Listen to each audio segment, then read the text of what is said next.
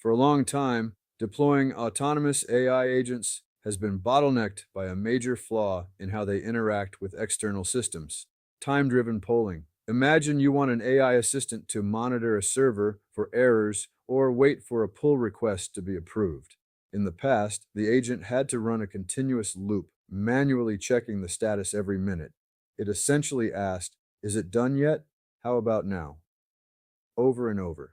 This request-response loop meant the AI had to pull the entire system state, parse it, and reevaluate its prompt against its instructions at fixed intervals. If nothing changed, all that computation was completely wasted. For developers trying to build persistent, long-running AI background services, this active polling approach was a scalability nightmare. Enter the monitor tool, introduced in Claude Code version 2.1.98. This tool completely inverts the old model by shifting to an event-driven architecture. Instead of the LLM continuously asking for updates, Claude now writes a tailored bash script that watches the system in the background. The LLM essentially goes to sleep. Meanwhile, the background sub-process silently watches local conditions, hooking directly into the standard output stream. The moment a predefined event occurs, like a 500 internal server error in a log file or a status change on GitHub, the script pushes a real-time event notification directly into the active Claude session. Claude is instantly awakened to synthesize a response and take action right in the middle of a process. Why is this shift so revolutionary? It fundamentally alters the unit economics of AI. Large language models charge by the token. In a traditional agent loop, every time the AI pulls a system, it has to reprocess its entire context window. If your agent checks a log file every minute for an hour with a 50,000 token context, it burns 3 million tokens just waiting for something to happen. The monitor tool is a massive token saver because it delegates the waiting to your local, virtually cost-free CPU. During idle periods, the LLM incurs 0 token costs.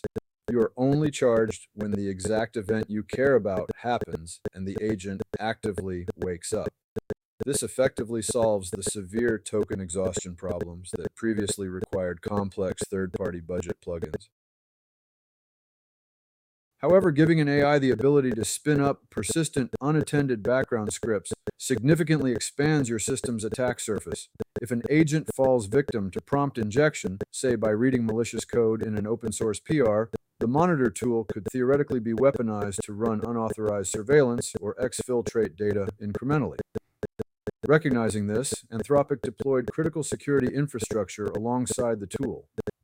In Linux environments, background scripts now run with sub-process sandboxing and PID namespace isolation. This means the AI's monitor script is placed in an isolated container. It cannot see or interact with other processes running on your host machine. They also introduce script caps to prevent infinite looping and denial of service conditions. The monitor tool is more than just a feature update. It is a foundational primitive for the future of AI orchestration. It signals the transition from using AI as a standalone tool to utilizing AI as a continuous computational service, what industry insiders are already calling Claude OS. With the ability to asynchronously monitor environments, we unlock true multi-agent systems. A primary planner agent can now dispatch a coding agent, simultaneously set a monitor to watch for compilation errors, and if it fails, automatically wake up a debugging agent. It's the dawn of an operating system-level AI integration, where autonomous digital coworkers proactively manage enterprise infrastructure and orchestrate parallel development without human bottlenecks. If this breakdown helped, like the video, subscribe for more explainers, share it with a builder who cares about better AI workflows, and I will see you in the next one.